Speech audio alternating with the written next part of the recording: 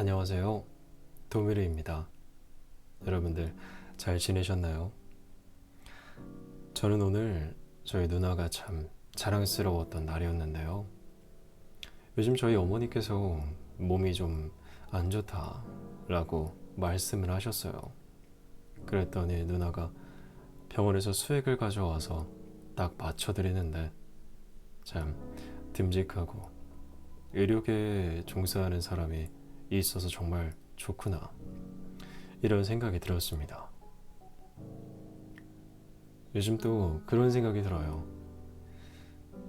대학생들은 곧 개강할 시기죠. 고등학생들은 방학이 끝났을 테고요. 또 직장인들은 방학이 없죠. 고등학생은 대학생이 되고 싶어 하고, 대학생은 취업을 빨리 하고 싶어 하고, 직장인들은 대학생이나 고등학생 시절을 그리워하겠죠. 이런 것을 생각하면서 참 이 다시 돌아오지 않을 이 시기에 나한테 직면한 이를 소중하게 대해야겠다. 그리고 성숙한 어른이 돼야겠다. 이런 생각이 들어서 이 책을 가져왔습니다. 루시안 작가님의 성숙한 어른이 갖춰야 할 좋은 심리습관이라는 책이에요. 이분이 하버드 대학교 심리학 박사십니다. 이분이 쓰신 매일 3분 습관입니다. 좋은 내용이 담겨 있겠죠. 저는 이 중에서 여러분들께 파트 1 유리멘탈과 이별하는 연습 이 부분을 읽어드릴 거예요. 다 읽어드리고 싶지만 다 읽어드릴 수도 없고 이 부분이 가장 공감이 가고 좋은 내용이어서 좋은 내용이라고 생각이 되어서 읽어드리겠다고 결정을 했습니다. 그럼 시작해 볼게요. 나와 잘 지내려면 먼저 나 자신을 아껴라. 친구 집에서 있었던 일이다. 친구가 나와 대화를 나누는 동안 친구의 아이는 옆에서 피아노 연습을 하고 있었다. 그런데 한창 이야기가 오가는 중 친구의 아이가 갑자기 흥분하며 발을 둥둥 구르는 것이 아닌가. 아이는 몹시 화가 나고 초조한 모양이었다. 이에 친구는 곧장 아이에게 다가가 관심 가득한 표정으로 물었다. 왜 이렇게 화가 났을까? 그러자 아이는 얼굴이 벌겋게 달아올라 울음을 터뜨리며 말했다. 피아노를 잘 못 치겠어요. 계속 연습했는데도 잘 안 돼요. 순간 친구는 황당함에 넋이 나간 표정이었다. 그게 무슨 대수라고, 계속 연습하면 되지 라고 생각하는 눈치였다. 하지만 다행히도 친구는 그 생각을 입 밖으로 내지 않았다. 대신 휙 하고 손가락으로 나를 가리키며 말했다. 저 삼촌이 피아노 진짜 잘 치잖아. 그런데 삼촌도 엄청 많이 연습해서 잘 치게 된 거야. 그렇지? 그럼. 나는 친구의 말에 맞장구를 치고는 아이에게 말했다. 연습할 때 손가락이 말을 잘 안 들으면 정말 괴롭지. 그치? 아이는 고개를 끄덕였다. 삼촌도 그랬어. 하지만 그렇다고 자기 자신을 탓하거나 손가락을 혼내면 안 돼. 그럼 더 말을 안 듣게 될 테니까. 이는 내 경험에서 우러난 말이었다. 말 안 듣는 손가락을 혼낸다는 것이 조금은 유치할지 모르지만 사실 어른들도 그런 행동을 할 때가 많다. 예컨대 샤워하거나 밥을 먹다가 며칠 전 고객과 대화를 나누다 말실수를 한 일이 떠올라 갑자기 울컥 화를 내며 아, 이 바보. 어떻게 잘하는 일이 하나도 없냐. 망했어. 또 망했다고. 라고 혼잣말을 내뱉을 때 옆에 사람이 없다면 그냥 욕설을 내뱉었을지도 모를 그런 때가 그렇다. 이러한 행동을 했던 자신이 비정상이 아닐까 걱정스럽다면 걱정할 것 없다. 실은 거의 모든 사람이 그런 행동을 하니까 말이다. 연구 결과에 따르면 우리는 아침부터 저녁까지 머릿속에서 쉼없이 자기 자신과 대화를 한다. 또한 우리가 의식하지 못하는 순간에도 하루에 적게는 12,000개에서 많게는 5만 개까지의 생각과 평가가 우리의 머릿속을 스쳐 지나간다고 한다. 심리학자들은 이러한 현상을 자기 대화라고 부른다. 자기 대화는 머리로 하는 혼잣말이라고 볼 수 있는데 여기에는 긍정적 대화와 부정적 대화, 중성적 대화가 혼재한다. 예를 들면 이번 일은 정말 잘했어 라고 자기 자신에게 긍정적인 평가를 내릴 수도 있고 이 바보 멍청이 라고 부정적인 평가를 내릴 수도 있다는 소리다.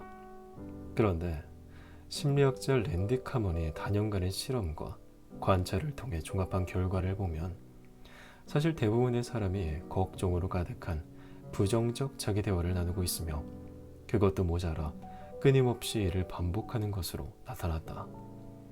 예컨대 어제 저지른 잘못을 오늘까지도 잊지 않고 곱씹으며 자신을 비하하고 깎아내린다는 것이다.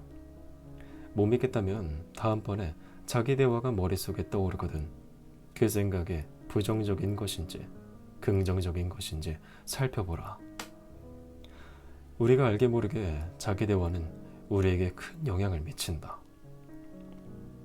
실제로 우리는 아주 어려서부터 자기 대화를 시작하는데 이때 자기 대화의 내용은 개인의 성장 배경이나 경험에 영향을 받는다. 다시 말해서 부모나 가족, 선생님, 친구, 심지어 어린 시절에 접한 미디어까지도 자기 대화의 내용에 영향을 미친다는 뜻이다. 자칫 잘못하면 소위 부정적 순환에 빠지기 십상인 이유는 바로 이 때문이다. 일이 뜻대로 되지 않을 때 이 바보 또 실수를 저지르다니 넌 어쩜 이렇게 멍청하니? 라는 생각을 가지면 자신을 자책했던 이 경험이 마음의 그림자로 남아 다음에 같은 일을 할 때 또 실수를 저지르진 않을까 하는 두려움에 사로잡힌다.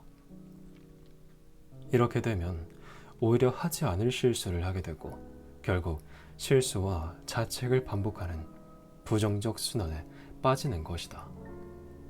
그리고 순환이 장기화되면 만성 스트레스를 초래해 몸과 마음의 병을 키우고 만다. 자기 대화는 자신감과 자존감에도 영향을 미쳐 심각한 경우 반려자와의 관계에 잡음을 만들기도 한다. 그도 그럴 것이 자기 자신에 대한 원망과 한탄이 몸에 밴 사람과 함께하길 원하는 사람이 누가 있겠는가? 여기서 흥미로운 사실은 우리 모두가 실은 우리 자신에게 꽤 잔인하다는 점이다. 왜냐? 자신을 나무라고 비하하는 것도 모자라 자신이 싫어하는 사람에게도 하지 못할 말을 자신에게 서슴없이 퍼붓기 때문이다. 자기 대화를 할 때만큼은 그 누구보다도 자신에게 엄격해지는 셈이다. 그런데 우리가 우리를 비난하고 질책하는 것처럼 우리는 정말 그렇게 능력 없고 멍청한 사람일까? 사실 자기 대화를 하는 과정에서 우리가 그 생각들의 정확성을 따지는 경우는 극히 드물다.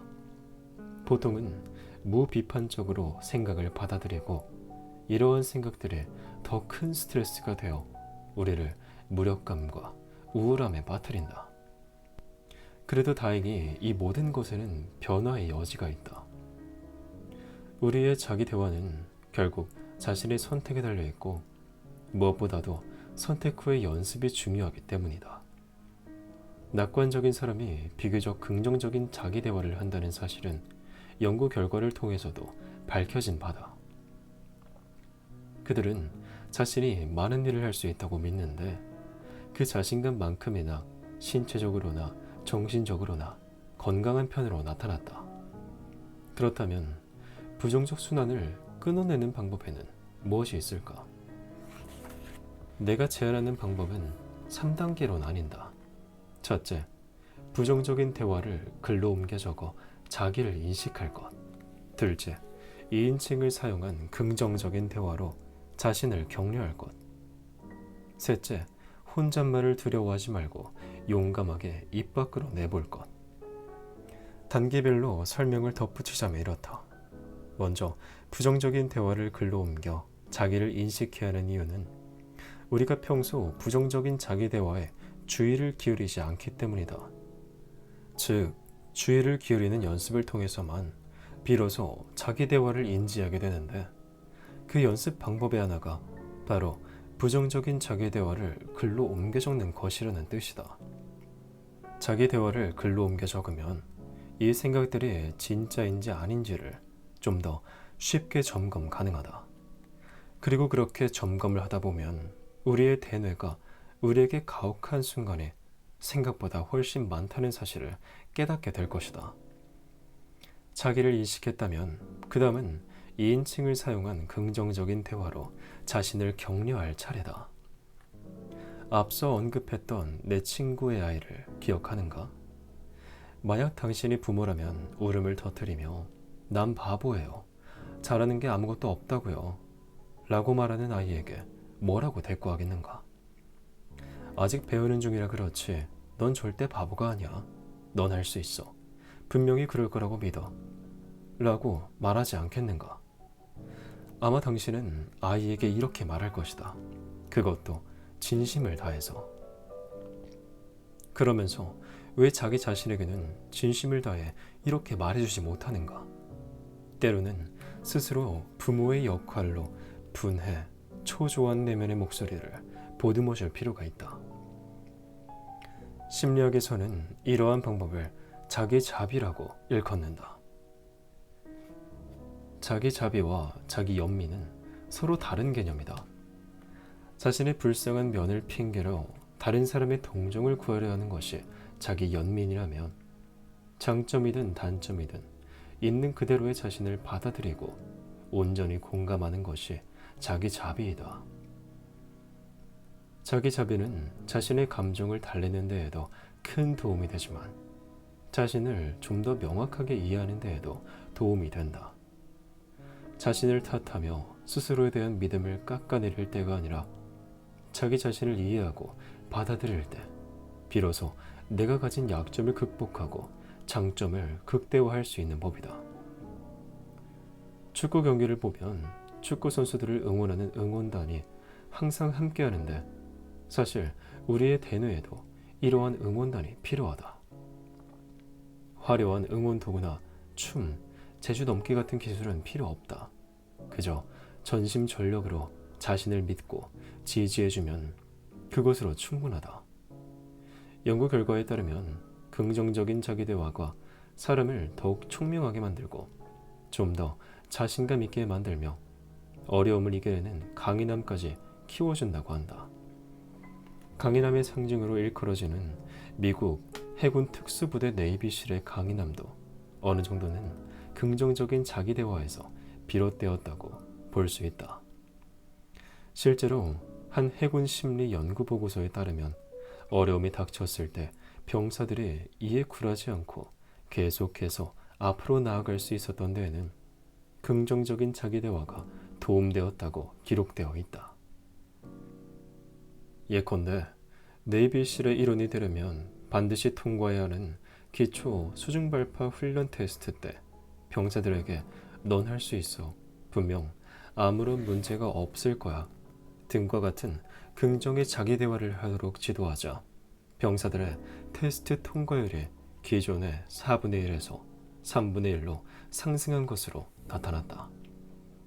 자기 격려 시 1인칭을 2인칭으로 바꿔 말하면 더 효과적이라는 사실은 심리학 연구 결과를 통해서도 입증된 바다. 그러니 난 정말 대단해. 그러니 문제 없을 거야. 라는 자기 격려를 넌 정말 대단해. 그러니 문제 없을 거야. 라고 바꿔보자. 어려움이 닥쳤을 때 2인칭을 사용한 자기 격려로 자신을 부정적인 내면의 목소리를 달래준 다음 마지막으로 할 수 있는 일은 바로 혼잣말을 두려워하지 말고 용감하게 소리내어 말하는 것이다. 머릿속의 목소리를 언어로 치환해 입 밖으로 낸 다음 다시 귀로 이를 듣는 과정은 다시 한번 관련 회로를 공고히 하기 위함이다. 노인들이 혼잣말을 하면 지능이 유지되는데 도움된다는 실험 결과가 있듯 자기 대화도 실제 감각기관을 자극해 체험을 심화하는 작업이 필요하다. 게다가 혼잣말은 사람에게 힘을 불어 넣어줄 뿐만 아니라 학습을 돕고 기억력과 집중력을 강화하여 좀 더 쉽게 새로운 지식을 흡수하도록 해준다는 연구 결과도 있다. 그러니 다음에 어려움에 직면했을 땐 이 3단계를 기억하라. 자신을 인식해 자기 자비의 태도로 현재의 상황을 받아들이고, 상냥한 코치의 말투로 스스로를 격려하고 응원하는 긍정적 자기 대화를 나누며 이를 실질적으로 자신에게 말해보라. 나와 잘 지내려면 먼저 나 자신을 아껴야 하는 법이다. 당신은 할 수 있다. 그러니 부디 앞으로 펼쳐질 매일매일을 조금 더 긍정적으로, 조금 더 자신 있게 보낼 수 있기를 바란다. 네, 이렇게 성숙한 어른이 갖춰야 할 좋은 심리 습관 책의 일부분을 읽어봤습니다. 아무래도 심리학 용어들이 들어가 있다 보니까 조금 어려웠을 수도 있는데요. 그래도 최대한 풀어서 써주신 것 같아요. 그래서 좀 이해하는 데는 좀 수월했던 것 같습니다. 여러분 들어주시느라 정말 수고 많았습니다. 그럼 다들 잘 자요.